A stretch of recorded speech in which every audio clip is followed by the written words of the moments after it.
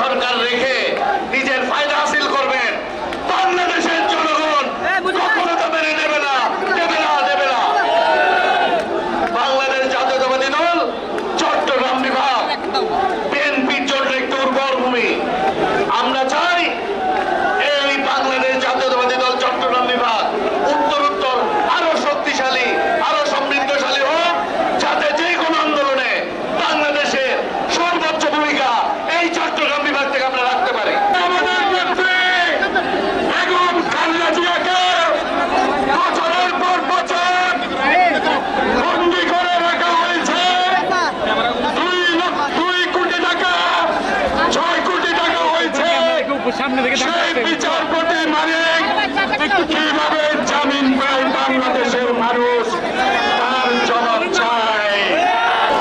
অনেকদিন পরে আপনাদের সামনে মন খুলে হেসে বলতে পারি আমরা আজকে স্বাধীন। আপনাদের সকলকে আমি সালাম জানাই, আপনাদেরকে ধন্যবাদ জানাই। এতদিন ধরে আপনারা পরিশ্রম করেছেন।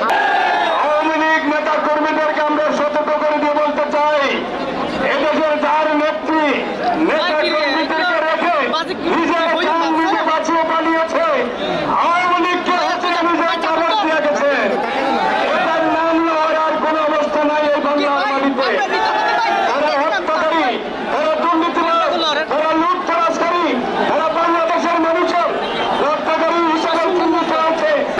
যিনি এই স্বৈরাচারী মাফিয়া খুনি হাসিনার গুমের শিকার হয়েছিলেন, বৃহত্তর চট্টগ্রামের কৃতি সন্তান বিএনপির স্থায়ী কমিটির সদস্য জনাব সালাউদ্দিন আহমেদ।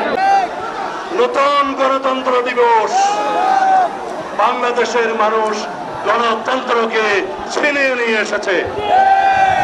কিন্তু এই গণতন্ত্র, এই নতুন স্বাধীনতা, এই বিজয়কে যদি আপনারা অর্থবহ করতে চান,